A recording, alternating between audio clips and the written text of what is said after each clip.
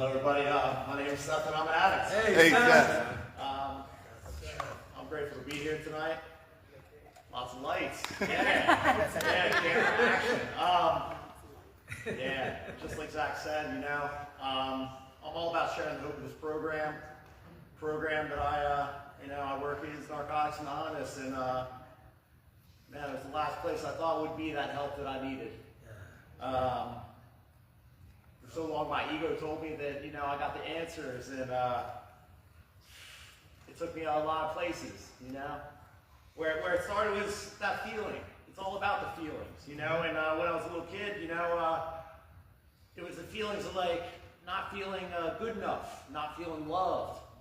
I grew up in a great family. There wasn't anything wrong with my family whatsoever. It was probably too good, honestly. And what I know is this disease doesn't discriminate, you know. And those feelings are what kept me, you know, kept me feeling something I need outside myself. And you know, when I was young, before drugs and everything, it was acceptance, it was attention, it was wanting to fit in, you know, not wanting to be alone. All those feelings, you know. And as I progressed through my life, you know, it became other things. You know, it became doing what I had to do to be part of something. You know, I had a little brother, showed me, you know, all the great ways to be, you know, a little brother. You know, yeah, I want to be like you. I want to do everything I can to get your attention and acceptance, and and I did everything I could. You know, and I learned the ways, you know, a couple of years ahead of all my friends, and then I brought that to them. And you know, no, you don't know. I'm trying to tell you. Sure. And I still don't know. That's the greatest thing. But I went through a lot of stuff in my life. You know, drugs fit in. Drugs fit in because it made me feel like I fit in. And it progressed. It doesn't just stay the same, you know. And I had a good life, good journey for a little bit. But I did notice that I was an addict from the beginning. You know, when I started using, especially when I got, you know, into coke and everything else, it was like 4 days in a row, and I couldn't stop. You know, I was able to get away from it for some time, but in my progression, became a chef. And you know, in the kitchen, if Red Bull still works for you, you're new. I was a chef for 25 years, worked a minimum of 100 hours a week, 25 years straight. And I enjoyed it. It's what kept me together, honestly, in a lot of ways. You know, that waking up and doing that one thing, you know, having some sort of passion or purpose. But drugs were rampant the whole time. It wasn't until you know, I opened a restaurant in California. I moved out there. I did all sorts of good stuff. But you know, I got the call that my dad was sick, and I came back to Delaware. I was able to actually stay with him for about 3 months before he passed. And that's when my addiction got to a point where I couldn't deal with my feelings. I didn't know how to really, truly deal with my feelings or accept them. What I knew is how to stuff them down, how to numb them out. And I jumped to that real quick. That's when drugs became an everyday thing for me. I kept going for a while. You know, I tried to stay strong for my mom. You know, I was her best friend of, 45 years. Went back out to California, and I just was on the run at that point. I couldn't stop sniffing coke. Bottom line. You know, I had a good job, so I was like, okay, I got money, you know, this is cool, you know, and everything was okay. You know, in my mind anyway. And I finally found something to stop me from help me stop sniffing coke. Someone taught me how to cook it up. And I never wanted to sniff it again. Only time I actually sniffed it was when my friends who still sniffed it, you know, I'd be like, so they didn't know I was smoking it, you know. Funny how that works, when someone can look at you and be like, you know, because you're smoking it, they're like, oh man, you're fucked up. You know? Oh, yeah, excuse me. Chef's wife. You know, man, when that started, it was a whole new world for me, and it took me to a whole place that all those never will I evers in my life, all those morals I was taught when I was a little kid. You know, for me to stay in my addiction, I had to, you know, break every one of those morals, honestly. You know, all those check marks of I'll never do that in my life. That's what I ended up doing. That's what my addiction took me to, and you know, it brought me to that place of desperation, hopelessness that I didn't know a way out of. You know, all I knew is, you know, I was hurting myself. I was okay with that even in my mind. But what I wasn't okay with was hurting the people I love, you know, and the people I loved the most were the people I hurt the most. Yeah. And I couldn't deal with that. You know, the hope I had was, you know, to stop that. And that was, you know, I drove across the Golden Gate Bridge every day out in California, and I'd see a car with the flashers on, you know, in the middle of the bridge. You know, and, you know, I know what they were doing, you know, and that went through my head. That was like, maybe this is like how I can stop hurting the people I love, and I'm grateful I didn't do that. I thought my problem was California. You know, California is where everything happened for me. So I was like, all right, you know. So after I burned every bridge, I ended up homeless in California. You know, in an abandoned still thinking I have the answers in my head, and that all I needed was my drugs to be okay. You know, I made the one call that, the one bridge I didn't burn, which was to call my mom, and I was like, oh, I need to come home. She was like, well, I need your help. And came back to Delaware, and yeah, it wasn't where I lived, which was the problem, honestly. It was, I had to point every finger at everyone until I ran out of fingers. Until I could look and find out what the real problem was me. Absolutely. And I'm afraid of myself. I'm afraid of,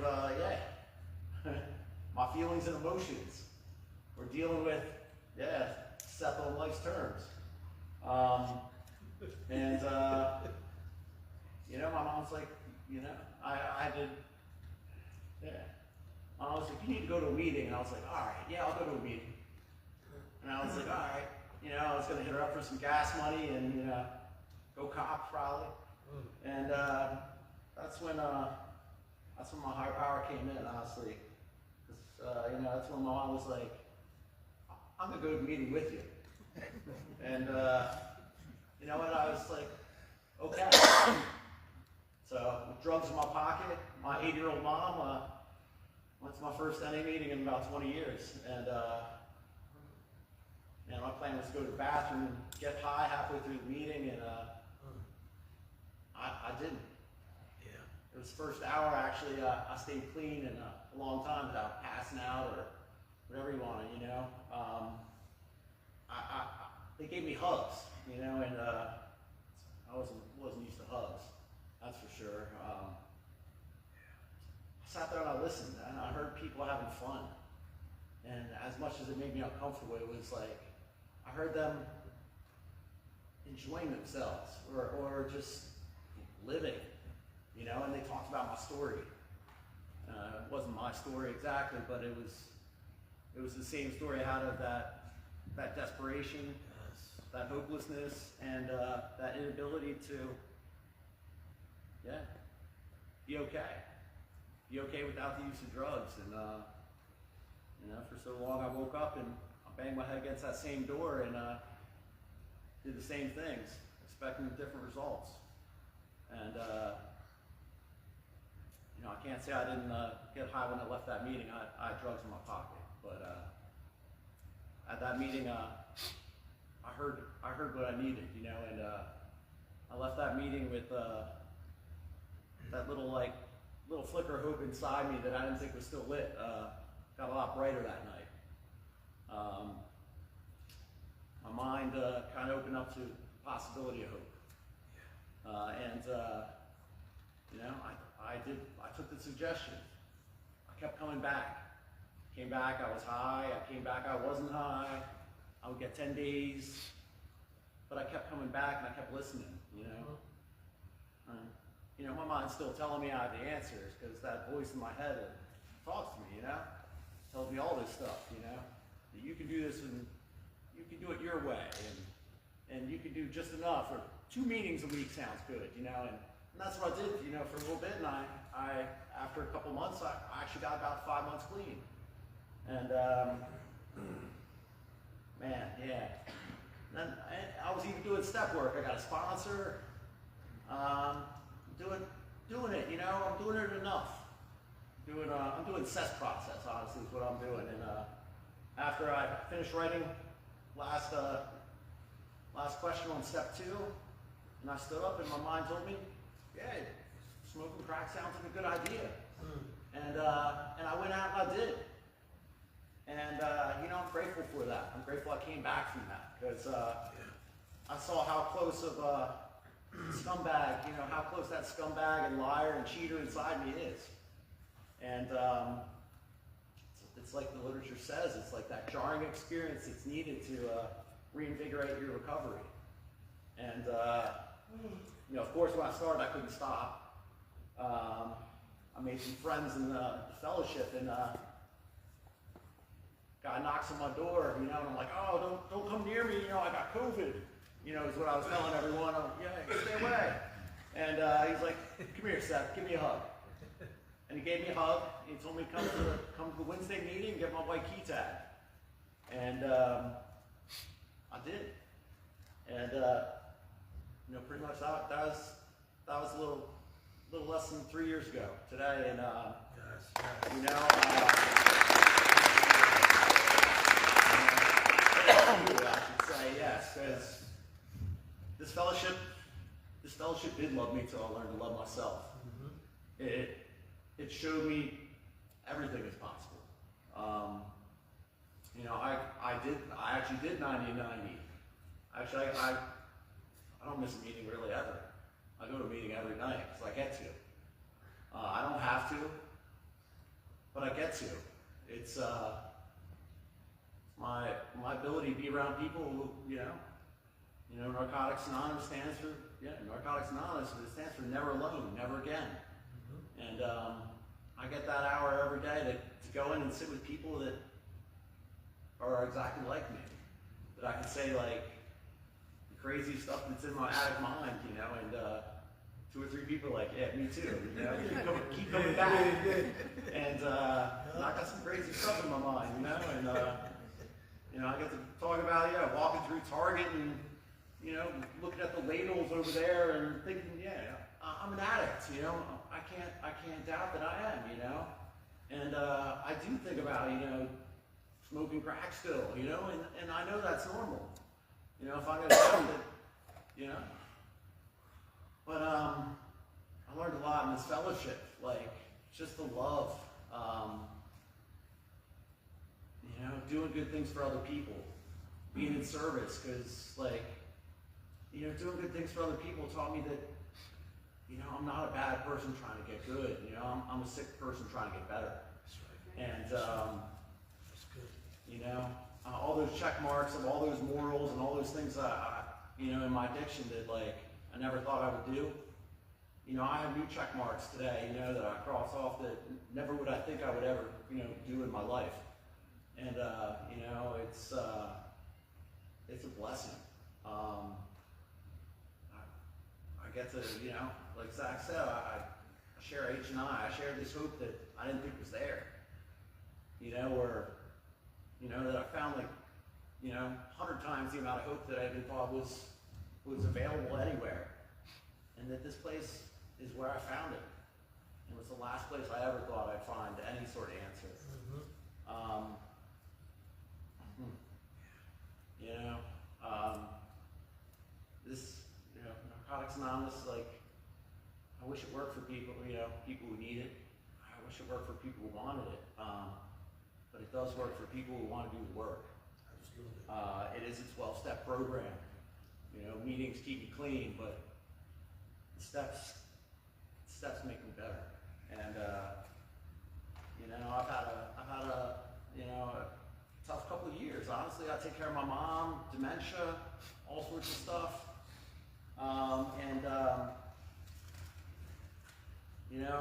It's been getting harder lately, and through the steps, I feel a lot freer, I get to learn to love her where she is. It's one of the hardest things I've been able, I've been doing lately. She's not the strong woman that I knew my whole life. But I get to appreciate her whistling. She won't stop whistling, and that's the whole thing, And I get resentments after a long day of work. I come home and sit down and I'm not gonna go too deep into that one. But it's tough sometimes, But I take care of her. I cook her dinner every night, She did pay for my culinary school. I can't doubt that. That's what it's all about. It's the love. Yes. Because love is everything. Yes. Love heals. Yes. My higher power is not only loving and caring, he's forgiving, and I can't forgive other people if I can't forgive myself. When they say beyond the wildest dreams, I couldn't even in my wildest dreams, it's past that, I was able for the first time in my life, about a year and a half ago, to look in the mirror and not look oh, I got wrinkles and I got gray hair now. I looked right past all that stuff, and I just had love for myself. Mm-hmm. Where I couldn't even look myself in the eye, for a long time. And I don't take that for granted today. I wake up, before I get out of bed, I high-five the big guy, read my Just for Today. I hit my knees and I just, I say thank you. And I don't ask for stuff. I just say help me. I thought being a man was standing strong and acting confident and having all the answers. I found out, with Narcotics Anonymous, that's what's kept me weak. When I take that mask off and I admit that I don't know, I'm scared, I need help.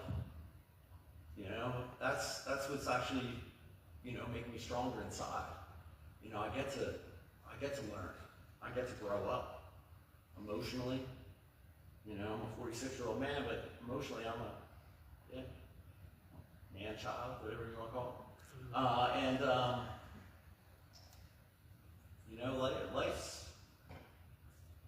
Life's tough, and it's beautiful. Yes. And there are those beautiful points, where I can sit and feel the sunshine and feel that warmth and hope. Those are those little things that, wake up and smell the roses. Those are those moments that I can just sit and appreciate today. I have people that love me. I have people that talk to me today that I never thought would talk to me ever in my life again. People that stood from afar and looked maybe he's okay, and today they love me. And I love them, and I get to love them. And being in the solution for me is keeping my side of the street clean, waking up and asking God to help me, walk through this fear. Because I wake up in fear. I wake up scared for whatever life has, Even if it's not even scary, I still have that fear. But today I have that faith, and it's one thing I'm working on very much with my sponsor, leaning on my higher power, because it starts with that admission in the first step. The definition of admission is to grant access. I'm an addict. Granted me access to start being honest with myself, to a new way of life. It opened up the door, and that's something I thank when my prayers in the morning. Thanks for holding my hand, Jesus, and walking me down this path. Taking me to doors that never even thought were doors, or never even thought would be open, you know, and the more I surrender, the more free I feel. You know, even after a couple of years, like, I still have that feeling in my subconscious, you know, it's like, wants to hold me back or white knuckle and hold on to like this idea of a person that I thought I was supposed to be growing up, or this person that, you know, I have to be growing up, or the idea that happiness is this big house or a big car and a good-looking partner, you know, that's happiness, you know, and I know that's not happiness at all, you know. Sure, that can come with certain things, but happiness is inside me, and you know, I wake up, you know, that's that pricelessness. You know, I can have a tough day, and you know, the only thing I have to do is stay clean. So I go to sleep, I can wake up the next morning, and I can make that choice again. Stay clean that day, you know, and that's that priceless choice that I don't take for granted today. You know, anything can happen in a day, and the next day is always a new day, and with beautiful possibilities. Because I know when I wake up and I'm not clean, I don't have those possibilities. I'm grateful to speak here. Grateful for you guys to listen to me, and you know, it's it's a beautiful journey if you let it happen. You know, that's what the hub's all about. You know, they say a photo's worth 1,000 words. Well, that hug you get at a Narcotics Anonymous meeting or any meeting, you know, it's worth way more than 1,000 words. It shows empathy, love, and courage for walking on the path, doing something which is scary or fearful, you know, and having the courage to walk through that, dealing with emotions that I don't know, you know, or all of us, I don't know how to deal with sometimes, and you know, and just knowing we're not alone. So I'm an addict named Seth. That's all I got.